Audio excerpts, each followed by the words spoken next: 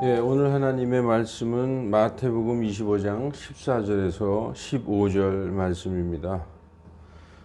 지난주에는 우리가 누가복음 19장의 문화의 비유에 대해서 그 말씀을 가지고 은혜를 나누었습니다. 오늘은 마태복음 25장 이 달란트의 비유인데, 이 말씀은 24장과 25장이 하나의 문맥으로 쭉 연결되어 있어요. 그래서 24장부터 읽어야 되는 것입니다. 제가 여러분에게 24장, 25장을 읽어오라고 한 이유가 그래서 있는 것입니다. 자, 하늘의 왕국은 마태복음 오늘 본문 25장 14절에 어떤 사람이 먼 나라로 여행하면서, 누가복음의 문화의 비유에서도 어느 귀인이 자기 왕권을 받아가지고 오려고 먼 길을 떠났다 하는 그런 동일한 내용이 나옵니다.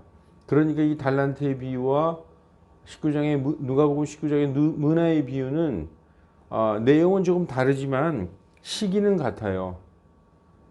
예수님께서 하늘에 가셨다가 지금 하늘에 계시죠. 다시 재림하실 때에, 여기 비유에서 어떤 사람이 먼 나라로 여행했다가 돌아온다는 것은 예수님의 재림을 말씀하는 것입니다. 그런데 자기 종들을 불러서 자기 소유를 맡김과 같으니, 여기에서 그가 각각 개별 능력에 따라 하나에게는 5달란트, 하나에게는 2달란트, 하나에게는 1달란트를 맡겼다는 것입니다. 문화의 비유에서는 10명의 종들, 10명이라고 하는 것은 모든 종을 의미하는 것입니다. 모든 그리스도인들에게 각각 동일하게 한 문화씩을 맡기고 장사를 하셨어요. 근데 여기에서는 좀 다르죠. 개별 능력에 따라. 그러니까 이것은 특별한 은사를 말씀하시는 것입니다. 이 말씀에 여기 보면 탤런트라고 나와 있는데, 탤런트는 재능이죠. 어떤 특별 은사를 말씀하시는 것입니다. 그래서 5달란트 받은 자는 이제 그것으로 가서 장사를 해서 5달란트를 더 벌었다. 주인이 장사하라는 말을 하지 않았어요. 그런데 자기네들이 알아서 5달란트를 가지고 5달란트를 더 벌었다. 2달란트 받은 자들은 2달란트를 가지고 2달란트를 더 받았다. 그런데 이제 마지막에 1달란트 받은 자는 그것을 땅을 파고 숨겨두었어요. 오랜 시간이 지나서 주인이 여행에서 돌아와서 종들을 불러서 정산하는 장면이 나옵니다. 5달란트 받은 자는 와서 보시옵소서, 주인께서 저한테 5달란트를 맡겨주셨는데 그것으로 제가 5달란트를 더 벌어서 전부 10달란트가 여기 있습니다 하고 주인 앞에 내놓았어요. 그러니까 주인이 잘하였도다 선하고 신실한 종아, 내가 적은 것에 신실하였으므로 내가 내게 많은 것을 맡겨 다스리게 하리니 내 주인의 기쁨에 동참할지어다. 이렇게 아주 종을 칭찬하고 상급을 주시는 장면이 나오는 거죠. 2달란트 받은 자도 2달란트를 더 벌었으니까 전부 4달란트를 갖고 와가서 주인님이 저한테 2달란트 맡겨주셨는데 그것으로 2달란트 더 벌었나이다 했더니 동일한, 아주 토시 하나 안 틀리고 똑같은 칭찬을 합니다. 잘하였도다 선하고 신실한 종아, 내가 적은 것에 신실하였으므로 내가 많은 것을 내게 맡겨 다스리게 하리니 내 주인의 기쁨에 동참할지어다. 그렇게 말씀하는 장면이 있습니다. 이건 뭐냐면은 개별 능력에 따라 5달란트를 받은 사람은 5달란트만큼의 재능을 하나님이 주셨으므로 그가 5달란트 가지고 5달란트 버는 것은 그의 모든 역량을 발휘해서 신실하게 하나님의 일을 했다는 것이죠. 그래서 5달란트 버는 것은 당연한 거예요. 2달란트를 받은 자는 2달란트만큼의 재능을 하나님께 받았으므로 자기의 역량을 10분 발휘해서 2달란트를 버는 것은 그의 100%의 충성과 신실한 어떤 하나님께서 주신 일을 감당했다는 것이죠. 그러므로 그의 상급이 동일한 것입니다. 이 문화의 비유에서는 어떤 자는 한 문화 가지고 10문화를 버는 자가 있고 한 문화 가지고 5문화를 버는 자가 있어요. 10문화 버는 자에겐 10도시를 다스릴 권위를 주셨고 5문화를 번 자는 5도시를 다스릴 권위를 주시고 이렇게 상급이 다른 것을 볼 수 있지만 이 탤런트 비유에서는 상급이 동일한 것을 볼 수 있습니다. 그런데 한 달란트 맡긴 자는 그 주인에게 한 달란트를 갖고 와서 말하기를 내가 주인은 엄한 분이신 줄 내가 알므로 그리고 주인께서는 씨 뿌리지 않은 곳에서 거두시고 흙 뿌리지 아니한 곳에서 모으시는 분인 줄 알므로 내가 두려워서 이것을 땅속 땅에 파서 숨겨두었나이다.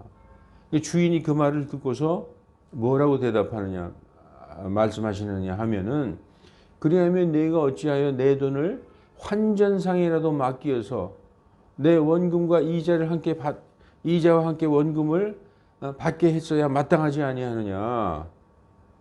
이게 상당히 노하신 거죠. 그래서 그에게 있는 한 달란트를 빼앗아서 10달란트 가진 자에게 주라. 무릇 있는 자마다 받아서 풍성하게 되려니와 없는 자는 그 있는 것도 빼앗기리라.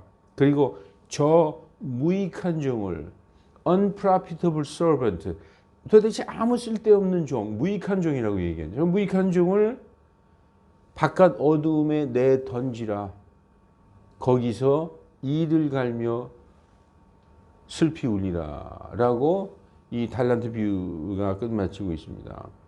그 문화의 비유에도 한 달란트를 자기 수건에 쌓아두고 주인이 올 때 주인께서는 그 씨 뿌리지 않은 데서 맡기지 않은 데서 그 받으시는 분이시고 뿌리지 아니하는 데서 거두시는 분인 줄 알므로 내가 이것을 수건에 싸서 보관해 두었나이다. 그 자에게 똑같은 말씀하시죠. 이 자에게 한 문화를 빼앗아서 그 10문화 있는 자에게 주라. 그래서 이 문화의 비유와 달란트의 비유는 아주 유사한 점이 많으면서도 다른 점이 있어요. 문화의 비유는 구원받은 모든 성도들에게 주신 구원의 은혜, 구원의 선물입니다. 이것은 다 공통적인 선물이죠. 어떤 사람은 크게 구원받고 어떤 사람은 조그맣게 구원받고 그런 거 없어요. 다 동일한 구원의 선물을 주셨는데 우리가 한 가지 의문점이 있어요. 그런데 어떻게 그 문화를 빼앗아서 10문화 있는 자에게 주라. 구원을 잃어버릴 수도 있다는 것인가? 잃어버릴 수도 있습니다. 원래 성경에서 한 번 구원은 잃어버릴 수가 없는 구원이죠. 한 번 구원은 영원한 것이에요. 그런데 이 때는 그때의 하늘의 왕국과 동일한 거예요.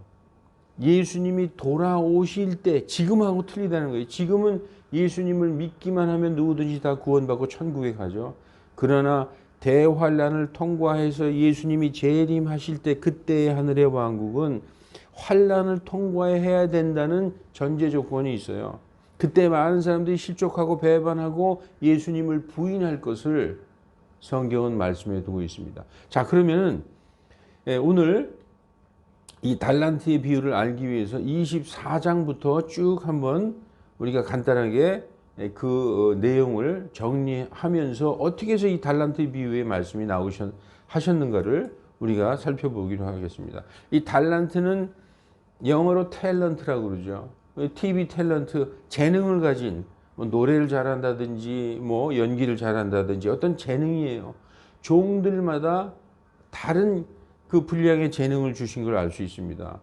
이 헬라어로는 탈란톤이라고 하고 영어로는 탤런트로 되어 있습니다. 우리나라 성경에는 달란트라고 이렇게 번역되어 있죠. 이건 개별 능력에 따라 주시는 상급이요. 특별한 선물이라는 거예요. 특별한 은사. 지금 이 달란트의 은사는 말씀을 가르치고 양육하는 목사를 의미하는 것입니다. 그래서 5달란트 받은 자나 2달란트 받은 자나 그가 충성을 했을 때 받는 보상은 동일하다. 그런데 달란트의 비유나 문화의 비유나 동일하게 예수님 재림 때에 관한 말씀이에요. 마태복음 25장 1절에 보면 그때의 하늘의 왕국은 바로 그때에 해당되는 것입니다. 대환란을 통과해서 예수님께서 공중 재림하실 때에 그때의 하늘의 왕국을 문화의 비유와 달란트의 비유는 말씀하고 있는 것입니다. 문화는 영어로 미나라고 되어 있는데 그 헬라어 성경의 문화가 맞습니다. 이 문화는 구원받은 모든 자에게 동일하게 주시는 선물, 구원의 선물이죠. 보상이 달라요. 동일하게 한 문화씩 받았지만 10문화 만든 자에게는 10도시를 다스리는, 5문화를 만든 자에게는 5도시를 다스리는 권능을 주신 것을 보면은 이 다른 점이 있습니다. 같은 점이 있고 다른 점이 있어요. 가장 중요한 것은 이 말씀 둘 다 예수님 재림 때에 관한 말씀인 것입니다. 자, 마태복음 24장, 25장은 하나의 문맥이라고 제가 두 차례 말씀드렸어요. 자, 이렇게 정리를 해보면 예수님과 제자들이 예루살렘 성전을 이렇게 보면서 제자들이 예수님께 이 성전 선생님 너무나 아름답지 않습니까? 하고 성전의 그 아름다움을 찬양하니까 예수님께서 이 성전을 보시고서 돌 위에 돌 하나 남지 않고 다 무너지리라 이렇게 말씀하시는 거예요. 그러니까 제자들이 나중에 예수님께 은밀히 찾아와서 선생님 어느 때 그런 일이 있겠고 언제 예수님의 재림하실 때의 표적과 이 세상 끝에 있을 표적이 무엇입니까? 라고 질문하는 장면이 나옵니다. 예수님이 24장 마태복음 24장 4절에 입을 열어서 처음 하시는 말씀이 아무도 너희를 속이지 못하게 하라. 많은 사람들이 내 이름으로 와서 내가 그리스도라 하여 많은 사람을 속이리라. 그때에 속이리라. 그리고 너희가 전쟁과 전쟁의 소문을 듣겠으나 상과 불안해하지 말라. 이 모든 일이 반드시 있어야 돼. 아직 끝은 아니니라 하시면서 민족이 민족을, 왕국이 왕국을 대적하여서 일어나겠고, 이건 뭐냐? 국가 간의 많은 전쟁, 민족 간의 전쟁들이 있고 그와 동시에 그 지진들이 여러 군데서 동시에 다발적으로 일어나고 악성 역병과 지금 같은 이 코로나 역병 같은 역병들이 막 창궐한다는 것이죠. 그리고 기근이 있으리니, 자, 국가 간 민족 간의 전쟁들이 막 있고 동시에 지진과 악성 전염병과 기근이 있으리니 이 모든 것이 고통의 시작이니라. Beginning of sorrows라고 되어 있어요. 그건 뭐냐 하면은 대환란의 시작이니라. 이렇게 예수님이 말씀하시는 것입니다. 그래서 14절까지는 전 세계에 쏟아지는 3년 반의 대환란에 대해서 말씀하고 있어요. 그때 사람들이 너희를 넘겨주어 핍박받게 하겠고 너희를 죽이니 너희가 내 이름으로 인하여 모든 민족에게 미움을 받으리라. 여기에서 너희는 유대인인 제자들, 유대인들을 얘기하는 게 아니라 유대인이기 이전에 나를 믿고 모든 것을 버리고 따라온 너희, 저 그리스도인들을 얘기하는 것입니다. 너희가 내 이름으로 인하여 모든 민족에게 핍박을 받으리니. 예. 이 말씀은 마태복음 5장 그 8절에 보면 의로 인하여 핍박받는 자는 복이 있나니, 이 유대인을 얘기하는 게 아니에요. 그때도 그 산상수훈에서 보면 제자들만 예수님 앞으로 나와서 제자들에게 말씀하시는 것을 볼 수 있어요. 물론 제자들에게 말씀하시는 것을 그 떨어져 있던 군중들도 들을 수 있을 수는 있었겠지만 1차적인 마태복음의 산상수훈의 그 말씀을 받는 대상은 제자들이었어요. 그리스도인들이었다는 것이죠. 그래서 마태복음 5장 그 10절 이렇게 보면은 나로 인하여 사람들이 너희를 핍박하고 너희를 욕하며 거짓되이 너희를 향하여 온갖 악한 말을 할 때 너희에게 복이 있나니, 그리스도인들이 예수 그리스도를 믿는 것으로 인하여 핍박을 받을 때 복이 있나니 크게 기뻐하고 즐거워하라. 하늘에서 너희의 보상이 큼이라. 너희 전에 있었던 대언자들도 그와 같이 핍박을 받았느니라. 같은 맥락이에요. 지금 24장에서도 내 이름으로 인하여 너희가 모든 민족에게 미움을 받으리라. 그때에 많은 사람들이 실족하겠고 배반하겠으며 서로 미워하겠으며 많은 거짓 대언자들이 일어나서 많은 사람들을 속이겠으며 불법이 성행함으로 많은 사람의 사랑이 식어가리라. 그러나 끝까지 견디는 자는 구원을 받으리라. 이 왕국의 복음이 모든 민족에게 증거되기 위하여 온 세상에 선포되리니 그제야 끝이 나리라 하면서 전 3년 반 전 세계에 쏟아지는 그리스도인들에 대한 핍박에 대해서 말씀하면서 이어서 15절에 여기 지금 마태복음 24장 15절부터 22절까지 뭐라고 말씀하시냐. 그때부터는 이제 예수님이 그 카메라를 유다 예루살렘 야곱의 고난에 대해서 말씀하기 시작해요. 기록된 바 다니엘이 말한 바 황폐케 할 가증한 것이 거룩한 곳에 선 것을 보거든. 이 말씀을 듣는 자들은 이해가 되죠, 여러분들. 바로 환란의 3년 반 한 중간을 지금 말씀하고 있어요. 우리가 다니엘서 9장에 읽어보면 9장 27절에 그가 많은 사람과 한 일의 어떤 약속을 언약을 확정하다가 그 일의 한 중간에 희생물과 봉헌물을 그치게 하고 그 거룩한 것을 황폐케 하고 끝이 임할 때까지 그것을 가증한 것으로 뒤덮으리라 하는 것이 다니엘서에 나와 있어요. 그 대언자 다니엘이 말한 바 황폐케 할 가증한 것이 거룩한 것에 선 곳에 보거든 읽는 자들은 깨달을지니라 라고 나오죠. 그때에 그 대환란이 시작되는 야곱의 고난이 시작되는 그 환란의 중간 3년 반 시작할 때에 그때에 유다에 있는 자들은 산으로 도망가라. 누가복음 21장 20절에도 예루살렘이 군대에 포위되는 것을 보거든 그때에 유다에 있는 자들은 산으로 도망가라. 동일한 말. 그날은 징벌의 날이다. 원수 갚는 날이다. 하나님께서 유대인들에게 대한 모든 그 원수를 갚는 날이에요. 그들이 하나님을 향하여 우상 숭배하고 하나님을 불순종하고 그 보내신 자를 잡아서 십자가에 달았어요. 그 모든 그들의 불법과 우상 숭배와 죄악과 부정함과 그들의 모든 더러움을 그 3년 반의 적그리스도에 의한 핍박을 사용해서 하나님께서 세탁을 하는 거예요. 그 민족을. 징벌의 날이라고 누가복음에 나와 있습니다. 그때 유대에 있는 자들은 산으로 도망가고 옥상에 있는 자들은 무엇을 꺼내려 내려오지 말라. 들에 있는 자들은 옷가지를 가지러 집에 돌아오지 말라. 집으로 오지 말라. 그때에 아이 가진 자들과 젖 먹이는 자들에게 화가 있으리라. 그리고 너희의 도피하는 날이 겨울이나 안식이 되지 않도록 기도하라. 그때 큰 환란이 있으리니 세상이 시작된 이래로 그러한 환란이 없었고 그 이후로도 없으리라. 그러나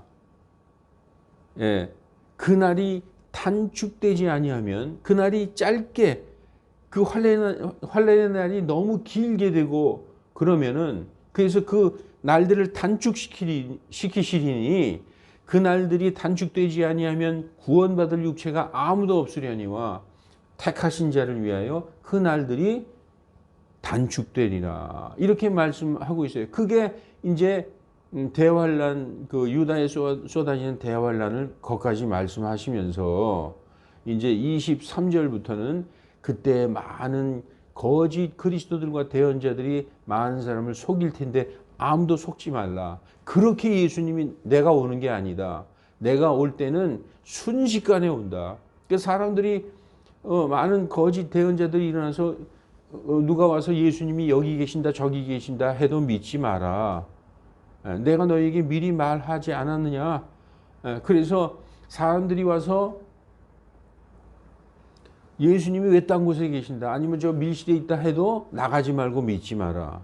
내가 오는 것은 마치 번개가 동쪽에서 번쩍에서 서쪽까지 번쩍거린 것 같이 사람의 아들이 오는 것도 그러하니라. 뭐 예수님 어디에 계신다는데 뭐 오신 것 같다는데 이런 소문은 그건 다 거짓말이라는 거예요. 예수님은 어떻게 오시느냐? 갑자기 오신다는 거예요. 호령과 천사장의 음성과 하나님의 나팔 소리와 함께 갑자기 오시는 거예요.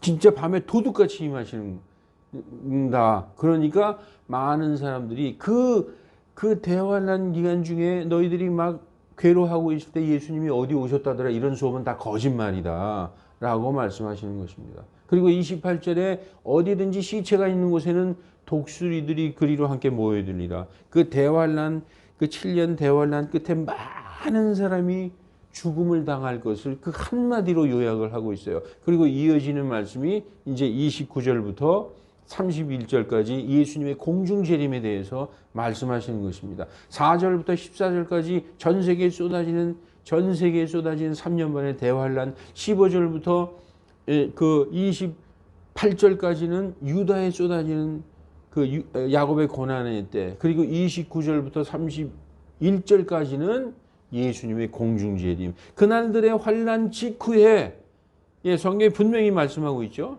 그 7년의 대환란 직후에 하늘이 이제 해가 어두워지고 달이 그 빛을 내지 못하고 별들이 떨어지고 하늘의 권능들이 흔들리니 그때에 사람의 아들의 표적이 하늘에서 나타나겠고 땅의 모든 지파들이 애통하며 하늘의 구름들 가운데서 사람의 아들이 권능과 큰 영광을 가지고 오는 것을 보리라. 예, 공중재림하시는 장면을 지금 묘사하고 있죠. 그때에 사람의 아들의 표적이 하늘에서 나타난다. 일곱 나팔 심판, 일곱 나팔 재앙이 쏟아지는 거예요. 사람의 아들은 보이지 않고 표적만 나타나는데 그게 바로 일곱 나팔이라는 것이죠. 그리고 마지막 나팔에 예수님이 공중재림하시는 거예요.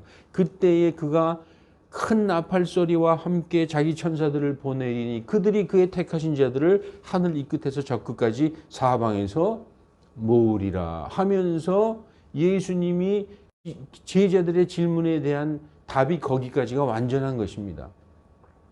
그 31절까지가 제자들의 질문에 대한 답이에요. 그것으로 완전해요. 그런데 예수님이 제자들에게 그러니 너희가 어떻게 해야 되겠느냐 하면서 무화과 나무의 비유를 배우라. 자, 이렇게 갑자기 주의 날이 사람의 아들이 오는데 너희가 어떻게 대비해야 되겠느냐. 어느덧 가지가 연하해지고 잎사귀가 나오기 시작하면 아 이제 여름이 왔구나. 너희가 알지 않는 이 모든 일이 일어난 것을 보면은 그때가 가까이 곧 끝이 문 앞에 이른 줄 알라라고 말씀. 내가 너희 진실로 너희에게 이르노니 이 세대가 지나가기 전에 모든 일이 다 성취되리라.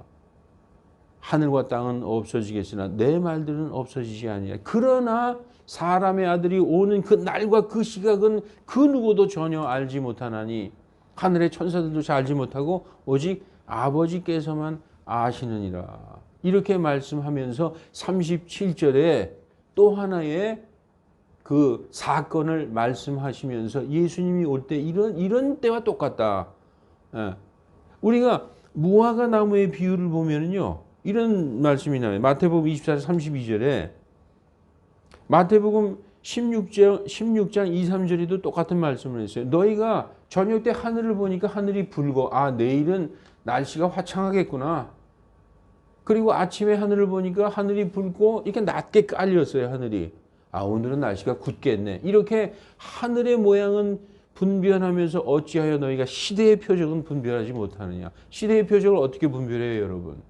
성경을 읽어야 시대의 표적을 분별할 수 있는 거예요. 아 이런 일들이 일어나는데 아 성경에 기록된 이러한 일들이 그대로 일어나고 있구나. 아 이제 우리가 어디쯤 와 있구나. 언제쯤 예수님이 오시겠구나. 이거를 알 수 있는 거예요. 한 손에 신문을 한 손에 성경을 들고 시대에 일어나는 일을 보면서 성경에 하나님의 말씀이 이루어져 가고 있다라는 것을 깨달아 알아야 되지 않겠느냐. 지금 말씀하는 거예요. 그 37절부터 44절까지 노아의 홍수를 쓱 이렇게 예수님이 말씀. 노아의 날들과 같이 사람의 아들이 오는 것도 그러하리라. 네, 그때 그 노아 홍수 이전의 날들에 그 노아가 방주 안으로 들어갈 때까지 사람들이 먹고 마시고 시집가고 장가가고 하면서 홍수가 나서 그들을 다 쓸어버릴 때까지 아무도 알지 못하였지 않느냐. 사람의 아들이 오는 것도 그러하리라. 그때에 유명한 여러분이 알고 있는 그때에 두 사람이 들어있다가 한 사람은 데려감을 당하고 한 사람은 남게 되리라. 그때에 두 여자가 맷돌을 갈고 있다가 한 여자는 데려감을 당하고 하나는 남게 되리니 예. 그러므로 42절에 그러므로 깨어있으라. 너희 주가 어느 시각에 올지 너희가 알지 못하느니라. 이렇게 말씀하고 44절에 이러므로 너희도 준비하고 있으라. 너희가 전혀 생각지도 않은 시간에 사람의 아들이 오느니라. 이렇게 말씀하고 있어요. 그 윗절 43절에 만일 집안 가장이 도둑이 어느 경점에 올지 알았더라면 깨어있어 자기 집이 뚫리지 않게 하였으리라. 이렇게 말씀하고 있어요. 그러므로 뭐 하라고요? 깨어있으라 준비하고 있으라. 깨어있으라 준비하고 있으라. 사람의 아들이 어느 시각에 올지 모르니까 깨어있고 준비하고 있으라. 이렇게 말씀하고 있는 것입니다. 그러면서 이어지는 45절. 여기 보시면 45절부터 51절까지 두 부류의 종들에 대해서 얘기하고 있어요. 두 부류의 종들. 예. 주인이 자기 집안 식구들을 관리하도록 맡긴 자로서 때에 따라 양식을 나누어 줄 신실하고 지혜로운 종이 어디 있느냐? 주인이 올 때 그가 그렇게 하고 있는 것을 보면 그는 복이 있도다 하면서 주인이 와서 그를 보고 뭐라고 얘기하느냐? 신실하고 지혜로운 종아, 내가 참 잘하였도다. 내가 너에게 많은 것을 맡겨 다스리게 하리라. 이렇게 말씀한다는 것이죠. 그런데 그 악한 종이 속으로 이르기를 우리 주인이 오시기를 지체하시는구나 하여서 자기 동료 종들은 뭐예요? 그 위에서 말한 주인이 맡긴 자기 집안 식구들, 다시 말해서 잘 양육하고 먹이고 가르치라고 맡겨주신 성도들을 치기 시작하고 술주정꾼과 함께 마시기 시작하면 그 종의 주인이 예기치 못한 시각에 와서 그를 갈라내어 위선자들과 함께 자기 몫을 받게 하리니 그가 슬피 울며 이를 갈미 있으리라. 이렇게 하면서 51절까지 마태복음 24장이 끝납니다. 그러면서 이어지는 마태복음 25장 1절부터 13절까지 열 처녀의 비유가 나오는 거예요. 25장 1절에 그때의 하늘의 왕국은 이렇게 시작돼요. 거기에 그때의 빨간 줄을 딱 그어놔야 돼요. 이 그때가 가장 중요한 단어입니다. 그냥 하늘의 왕국이 아니라 그때의 하늘의 왕국. 예수님이 재림하시기 직전, 재림하실 때 그때의 그 천국에 가고 구원받고 하는 그 문제를 얘기하는 것입니다. 그때 하늘의 왕국은 마치 자기 등불을 가지고 신랑을 맞으러 나간 열 처녀와 같으니 다섯은 지혜롭고 다섯은 어리석더라. 어리석은 다섯 처녀는 등불을 가지고 나가되 기름을 준비하고 가지고 나가지 않았는데 지혜로운 자들은 등불과 함께 그릇에 기름을 가지고 나갔다. 신랑이 늦게 오므로 다 잠들었어요. 다 쿨쿨 자고 있어요. 깨어있으라 했는데 깨어있지 못하고 다 잠자고 있는 거예요. 그런데 한밤중에 큰 소리가 들립니다. 신랑이 오는도다. 다 일어나서 맞을 준비를 하라. 열 처녀가 부시럭거리며 일어나면서 등불을 손질하고 있는데 어리석은 다섯 처녀가 우리 등불이 꺼졌으니 지혜로운 다섯 처녀에게 이렇게 얘기합니다. 너희 쓸 것을 좀 나누어 달라. 그랬더니 지혜로운 자들이 얘기하기를 그럴 수 없노라. 우리와 너희가 같이 쓰기에 이 기름이 모자라니 너희는 차라리 기름 파는 자에게 가서 너희 쓸 것을 사라. 그러니까 다섯 처녀들이 기름 사러 갔어요. 그 사이에 신랑이 왔어요. 그러면서 뭐라고 써 있느냐? 준비된 자들은 신랑과 함께 혼인잔치에 들어가고 문은 닫힌지라. 나머지 처녀들이 와서 이르기를 주여 주여 우리에게 문을 열어 주시옵소서. 근데 그가 말씀하시기를 내가 진실로 너희에게 이르노니 내가 너희를 알지 못하느니라. 그러므로 너희는 사람의 아들이 오는 날도 모르고 그 시각도 모르느니라. 이렇게 말씀하고 있습니다. 여러분, 이 지혜로운 다섯 처녀는 어디서 나왔을 거예요? 이 지혜로운 다섯 처녀가 바로 그 24장 45절부터 51절 주인이 자기 집안 식구들을 관리하도록 맡긴 그 식구들이라는 거예요. 교회 성도들이죠.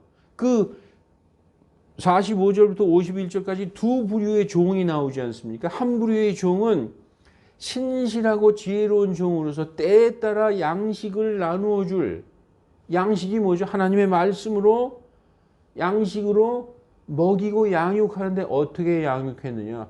주인이 오실 때까지 깨어서 준비하도록 가르쳤다는 거예요. 근데 주인이 언제 오시죠? 대환란 지나서 하늘의 표적이 있고 그 다음에 사람의 아들의 표적이 있어요. 그러니까 주인이 올 때는 대환란을 지나서 오는 거예요. 그 환란을 견뎌내는 믿음을, 그 기름을 준비해야 된다는 거예요. 그 열처녀는 다 성도들이에요. 다 집안 식구들이에요. 그런데 지혜롭고 신실한 종에게 가르침을 받고 양육을 받은 종들은 지혜로운 처녀가 돼서 준비하고 있어요. 심지어 잠들고 있었다 하더라도 준비한 것이 있기 때문에 신랑이 오셨을 때 다 잠들어 있더라도 준비해서 같이 들어갈 수 있었어요. 그런데 우리는 환난 전에 다 들어가. 다 환난 전에 다 휴거되고 환난 통과하지 않아 하면서 성도들에게 준비시키지 않았어요.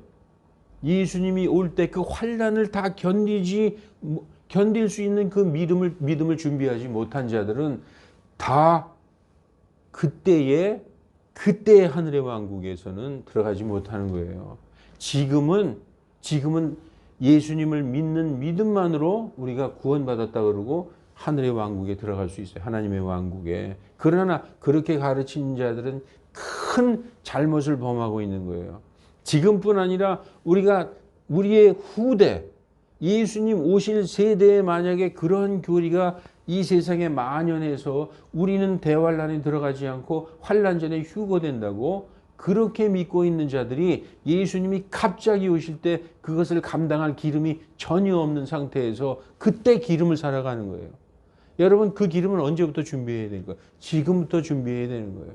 우리가 평소의 믿음이 내가 죽으면 죽으리라. 만일 내가 예수님으로 인하여 핍박을 당하는 어떤 환난이 있어서 내 생명이 날아갈 지경이 된다 하더라도 내가 주님을 부인하는 일만은 하지 말아야지 하면서 지금까지 내 생명보다도 주님을 더 사랑하는 믿음을 지금부터 키워나가야 된다는 거예요. 그것이 때에 따라 양식을 집안 사람들에게 나누어주는 신실하고 지혜로운 종이 할 일이라는 것입니다. 그러면서 이어지는 게 달란트 비유가 나오는 거예요. 5달란트 가지고 5달란트를 번 종, 하나님이 맡겨주신 그 사명, 그 은사대로 최선을 다해서 신실하게 일한 지혜로운 종이 5달란트를 버는 겁니다. 여러분, 노아의 방주, 노아의 홍수가 환란입니까? 심판입니까?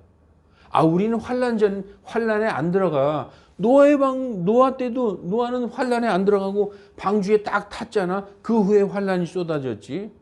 노아의 홍수가 환란이에요, 심판이에요? 노아의 홍수는 환란이 아니라 심판이에요.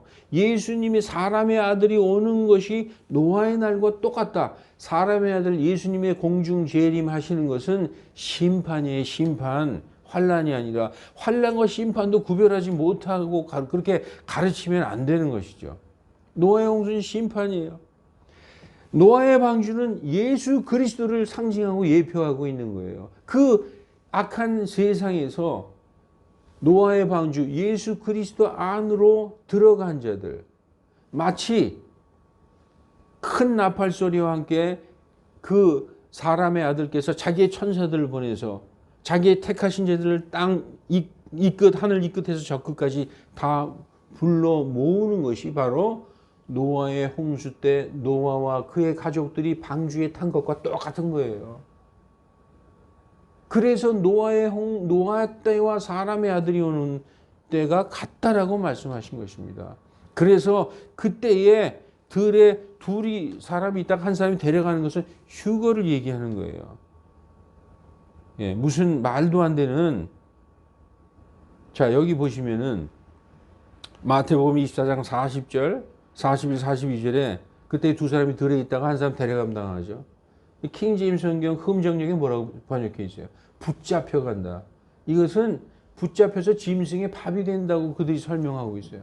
성경을 변개한 것이고 자기들의 교리를 합리화시키기 위해서 거룩한 성경 말씀까지 고의로 변개한 아주 악한 사례 중에 하나입니다. 이래서는 안 되는 거예요.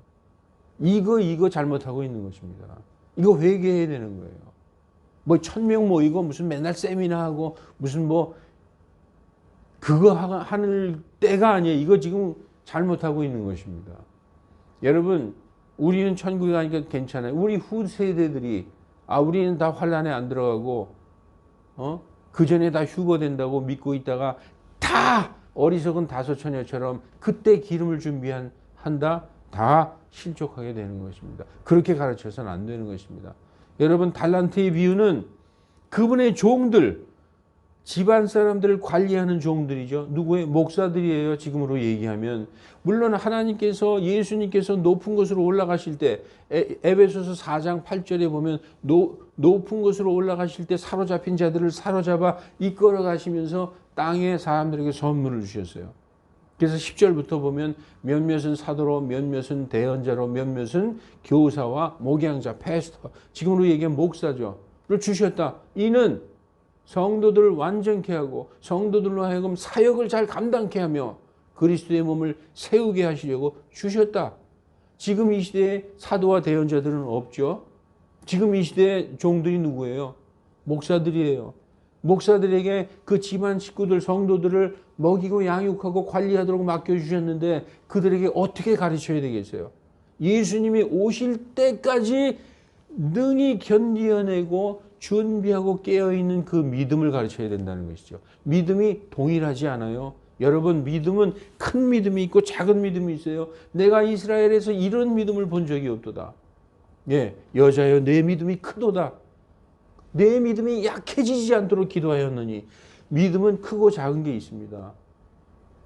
그래서 여러분, 어떤 믿음을 가져야 되느냐? 예수님이 오실 때까지 견딜 수 있는 믿음. 예수님은 어떻게 오신다? 환난 다 지나서 그리고 오시는 거예요. 그러니까 성도들은 환난을 견딜 믿음, 그게 바로 이기는 자의 믿음을 가지고 있어야 된다는 것입니다. 그래서 그분의 집안 사람들은 누구냐? 교회의 성도들이다. 바로 열 처녀들을 얘기하고 있어요. 그 열 처녀들이 깨어서 준비할 수 있게 말씀으로 잘 양육하는 종이 있는 반면에 악한 종도 있죠. 그렇게 잘 말씀으로 양육하는 그러한 종들의 가르침에 따라서 그렇게 따른 자들도 있지만 구원을 잃어버릴 자들도 있음을 말씀하고 있어요. 그때의 하늘의 왕국은 그렇다는 거예요. 지금 그때의 하늘의 왕국은 지금과 다르다는 거예요. 마태복음 25장 1절. 깨어서 무엇을 준비하게끔 양육해야 하는가? 신랑이 오실 때까지 인내로 기다리는 믿음이다. 환난을 통과하는 믿음, 죽기까지 자기 생명을 사랑하지 않는 믿음. 요한계시록 12장 10절에 그들은, 그 형제들은, 그들은 예수 그리스도의 어린 양의 피와 자기들이 붙잡은 증거로 인하여 그를 이기었으며 죽기까지 자기 생명을 사랑하지 아니하였도다. 대환난 때 순교당한 우리의 그리스도인들을 얘기하는 거예요.